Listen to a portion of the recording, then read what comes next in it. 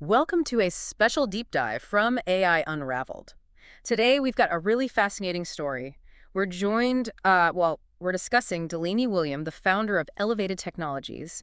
He managed to increase his salary from $80,000 all the way up to $390,000. Wow, that's quite a jump. It really is. And he did it using job stacking and AI. So our goal today is really to dig into how he pulled this off and maybe more importantly, how you, the listener, could think about these kinds of strategies. Absolutely. Delaney's journey, it really gives us a compelling look at, navigating today's job market and leveraging technology that's, well, readily available to boost earning potential, gain more control, really. Yeah, control seems key. So where was he starting from? He studied IT and marketing, right? And then spent about 7 years in corporate healthcare. Product management. Yeah, he called it a non-sexy role, which probably resonates with some folks. Product management, just quickly for listeners, is kind of the business side of tech. Planning apps, strategy, not the actual coding bit. Got it. And he felt frustrated there. Lack of innovation. That's what he said. Felt stagnant. And, that feeling often pushes people, makes them look elsewhere for growth. Makes sense. So he started looking into side hustles. Exactly. Online business stuff, service-based businesses, even health coaching. He spent a few years figuring that world out. So he was already kind of entrepreneurial. Definitely seems like it. And that experience probably gave him a different perspective on his own skills, how valuable they were outside that one corporate box. Right. And then came the aha moment, as he put it. He was working hard trying to sell his coaching program, making a few thousand per client, which he said was tough. Yeah, selling coaching isn't always easy. And he realized, wait a minute, I'm making $80K as a product manager, but the market rate for someone with my experience is way higher, like $160K, maybe more. So the light bulb went off. Totally. Instead of grinding away selling coaching, he thought, what if I sell my product manager skills to multiple companies? Okay, so that's the core idea, not just one employer. Right. Forget just one $80K job. What about 2, maybe 3 roles, each paying, say, $150K, $160K? And doing it efficiently, working on his own terms. Exactly. Getting the 40 hours of work done faster, taking back control of his time, that was a big motivator. And it worked. What was the result? Pretty incredible. Within 11 months, his income hit $390,000. Whoa. Yeah. He kept the original $80K job, added a $160K one, and then another $150K one. 3 product management jobs. 3 roles simultaneously. Yep. He thought about swapping out the $80K one for something higher, but decided against it to focus on starting his... Yeah, since early 2024, they've helped about 30 people land and, importantly, scale remote jobs. Teaching interview skills, work efficiency, the whole package. So he's basically productized his own success strategy. Kinda, yeah. Now, I know people listening might be thinking, okay, juggling 3 jobs, remote work, conflicting meetings. Sounds intense. Yeah, the logistics seem daunting. That's definitely a hurdle people see. Totally valid. And we are definitely going to get into the nitty-gritty of how he managed that. But first, maybe we can just clarify exactly what we mean by job stacking. Just make sure everyone's on the same page. Good idea.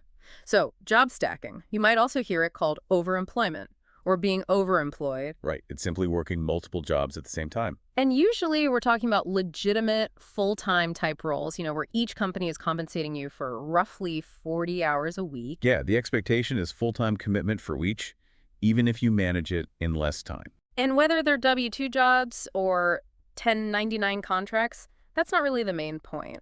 The core idea is getting paid for full-time work by more than one place. And the goal, importantly, is doubling or tripling your income without working insane hours. Yeah. Nobody wants that 100-hour work week. Right. Delaney called that literal hell. So efficiency is everything. Which leads us right into the big question. How does AI make this possible? Or at least make it easier? Okay, yeah, the AI angle. This is where it gets really interesting for our listeners. So AI helps in basically 2 main areas, right? Within the job itself, making you more efficient, and during the job search process, getting the jobs. But before jumping to AI solutions, Delaney stressed something important. What's that? You got to understand where your time actually goes now. Keep a time journal. Track your tasks. Self-awareness first. Makes sense. Yeah. Because AI isn't always the answer. Exactly. Sometimes it's about changing a process or just stopping doing something that doesn't add value, like his example of maybe scrapping a weekly market report if nobody really uses it. Right. Don't automate something you shouldn't be doing in the first place. Solid advice. So after you've done that homework, then you can look at AI tools. And Delaney estimates that for a lot of jobs, maybe 70–80%, excluding really deep technical stuff like coding, a big chunk of the work is, well, moving information around, reformatting it, summarizing it. Stuff AI is pretty good at. Exactly. So his advice is default to asking, could an AI tool do this? Just build that habit. Yeah. And use tools, ChatGPT is his favorite, but Gemini, Claude, they all work. And how should people prompt these tools? Treat it like talking to a helpful colleague. Just explain the problem clearly. Dump your thoughts even.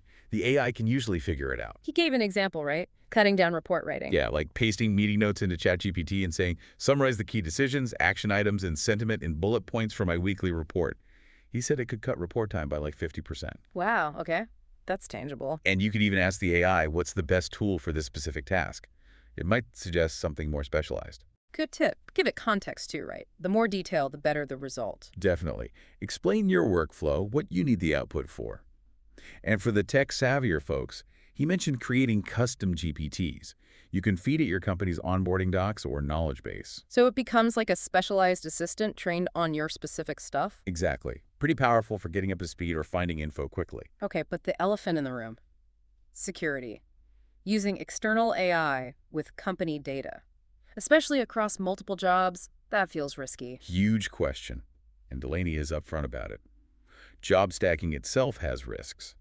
Using external tools with company data, that's often a gray area, or maybe even a direct violation of your contract. So what's the advice? It comes down to your personal risk assessment. How likely are you to get caught? What happens if you do? A calculated risk, basically. Yeah. And he pointed out companies are inconsistent. Some block ChatGPT but allow Gemini or Microsoft Copilot. So you got to see what's available, what the company culture is like, use what's allowed if possible. But his take is, if you're committed to job stacking, you kind of have to find ways to be efficient, and that might involve these tools. Right. He did mention the ChatGPT setting to opt out of data training, which helps a bit. But not foolproof. Not foolproof. He also said, in the past, he'd sometimes forward docs to his personal email, use AI on his own machine, then bring the results back. Okay, so workarounds exist, but they come with their own risks, too. Definitely. It's a constant balancing act. All right, let's pivot. How does AI help actually get these jobs, the job search part? Okay, yeah. Because not everyone's ready to stack immediately. Maybe the first step is just getting one good remote job. Right, replace an in-person gig. So, elevated text framework, get interviews, turn interviews into offers, then get efficient in the role. AI is massive in that first step, getting interviews. How so? Recruiters are using AI too. Totally. Think about it, 500+ applications per job sometimes. Recruiters aren't reading all those. AI does the first pass. It's like Google search. If you're not on the first page of results, you're invisible. So the challenge is getting your application seen by the recruiter's AI. Exactly. Making sure you show up in their search results. And how do you do that? A big part is targeting the right job titles. Delaney found a strong link between the number of postings for a title and how fast people get interviews. Interesting, like volume matters. Yeah. His example was Director of Engineering versus Engineering Manager. Director might pay more, but there are way more manager jobs open. So apply for manager roles. Potentially, yeah. It's like sales, more prospects mean more chances, even if the average deal size is a bit smaller. So using AI tools to apply to a lot of relevant jobs. He talked about applying to maybe 2,000 engineering manager roles in a month. 2,000? How is that even possible? AI application tools combined with optimization. Your resume and LinkedIn have to be packed with the right keywords for the target title. It's like SEO for your career. You're reverse engineering the recruiter's algorithm. So you need an AI-friendly resume. What does that mean exactly? It means using the keywords that those applicant tracking systems, the ATS software recruiters use, are scanning for, and formatting it simply so the machines can read it easily. No fancy graphics or columns usually. Okay. Keywords in simple format. And Elevated Tech actually pairs AI tools with a human assistant for their clients to hit those high volumes, like 500 applications a week. Wow. Okay, it's a numbers game then. Absolutely. If, say, 1 in 100 applications gets you an interview, 2,000 applications means 20 interviews. Even if you're not a perfect interviewer, with 20 shots, you're likely to land something. The goal is like 5 interviews a week, consistently. That's a very different approach than carefully crafting a few applications. Totally different mindset. Volume and optimization. Now, we should probably touch on the legal side again and maybe the ethics for some people. Is job stacking actually legal? Good question. Delaney's understanding, as of early 2025, is there's no specific U.S. federal law against it. He mentioned the FTC's move against non-competes as maybe showing a shift towards employee power. But state laws could differ. Yeah. And contracts. Definitely check your state laws. And yes, almost certainly your employment contract will have clauses against outside work or requiring disclosure. That's standard. So you could be violating your contract. Most likely, yes. Though Delaney made the point that lots of senior execs have board seats or side investments. So enforcement can be selective sometimes. Interesting point. What's the main risk then? Getting sued? Probably not, unless you're working for direct competitors and spilling secrets. That's serious. But for just holding two unrelated jobs, the main risk is getting fired from one or maybe both jobs. Okay, getting fired. Which sounds bad. It does, but Delaney reframes it. In today's market, even loyal single-job employees get laid off. Right. And then they have zero income, potentially for months. True. Layoffs are common. So compare that with job stacking. If you lose one job, you still have income. If you somehow lose both to ache, which seems less likely, are you really worse off financially than the person laid off from their single job with no backup? Maybe not. That's a different way to look at the risk, kind of hedging your bets against layoffs. Sort of. He also mentioned the bigger picture economic uncertainty, Ray Dalio's stuff about the changing world order, AI automation like Waymo replacing drivers in Austin. Yeah, the future feels uncertain for many jobs. So having that extra income and savings from job stacking, it could be a crucial buffer against whatever comes next, whether it's economic downturns or jobs getting automated away. Okay, that makes a lot of sense strategically. So for listeners who are intrigued, maybe not ready to jump into 3 jobs, but curious, what are the first steps? Well, first, distinguish between just curiosity and actual commitment. Delaney says it's not always easy, even with AI. Interviewing takes real effort. Right. It's still work. The absolute crucial first step is get crystal clear on your why, what's your motivation, what outcome do you want. Delaney's was that $500 across 3 roles. That was his North Star. Having a clear goal. Essential. Then, a practical second step. Learn how to make that AI-friendly resume we talked about. He reckons mastering that gets you like 80% of the way there for the initial job search phase. Okay, focus on the why and the resume. Got it. And just before I move on, a quick note for everyone listening. If you're finding this deep dive valuable, please take a second to like and subscribe to AI Unraveled on Apple Podcasts. It genuinely helps us keep the show free and bring you more content like this. Yeah, those ratings and subscriptions make a big difference. Okay, so back to Delaney's timeline. How fast did this happen for him? Good question. He went from the $80 job to adding the $160 K1 within about 3 months of starting to apply seriously. 3 months. That's pretty quick. Then, and this is important, he took about 2 months off from applying for the next job. Oh, why? To really settle into the new $160 K role, Yeah. build relationships, understand the work, build social capital. He stressed being a good employee is key. You can't just phone it in. Right. Build trust, deliver value. That's crucial for making this sustainable. Exactly. Then, after those 2 months, it took another 3 months or so to land the third job, the $150 K1. Okay, so maybe 8 months total from starting the search to having all 3. But with that pause in the middle. Roughly, yeah. But he cautions it varies. The market's tough. He said he went through like 10 or 12 final round interviews for that last role. Wow. So persistence is key too. Definitely. And he suggests that while 3 jobs worked for him, it's intense. For most people, maybe 2 jobs is more realistic and manageable long term. Makes sense. Yeah. What kind of fields does this work best in? He was in product management. Yeah, tech roles are common, software development, QA, cybersecurity, but also things like sales, marketing management, client success, accounting, finance. So quite a range. He thinks it's theoretically possible in almost any field, really. The easier it is to systematize or automate parts of your work, the easier it is. Less customer-facing stuff often helps. Although he mentioned even sales roles are being juggled creatively. Yeah. But again, always comes back to building trust and social capital in each role. Be good at your jobs. Absolutely. So how do you track if you're on the right path? What are the metrics? The number one KPI, he says, is your weekly interview rate. How many interviews you're getting each week? Exactly. Aim for 2 or 3 per week consistently. That shows your application strategy is working. And what about rejections? Those can be discouraging. His advice, ignore them. Or even see them as a good sign. It means you're active, you're in the game. Focus purely on the interview rate.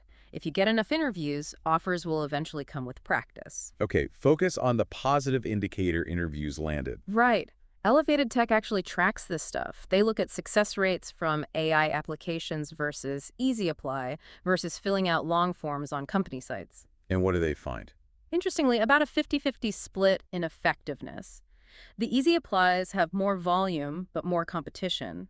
The longer applications have less competition but take more time, so it's a trade-off. Makes sense. But the core message is consistent interviews lead to offers if you keep practicing. Exactly. It's a process. Well, this has been incredibly insightful. If people are inspired and want to learn more from Delaney's company. Yeah, definitely. You can check out Elevated Tech. Their website is elevatedtech.us. Elevatedtech.us. Right. They have a free community people can join, get resources, and they also offer done-for-you services if you're busy and want help with the application process. And Delaney's active online, too. Yeah, on Instagram, he's at Delaney William. That's Delaney William _. He's on YouTube, too. Great. Lots of ways to follow up. Absolutely. And a huge thank you for breaking all this down. Really fascinating stuff. My pleasure. It's definitely a strategy that challenges traditional career thinking. It really does. And for everyone listening, one final thing before we wrap up. If you're looking to advance your career, maybe get certified in areas relevant to these high-paying remote jobs, check out the Jamget app. Jamgetech. Yeah, DJAMGATECH. You can use it to study and ace up to 50 different certifications.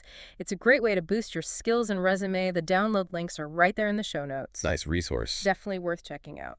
So, as a final thought for you, our listener, think about this.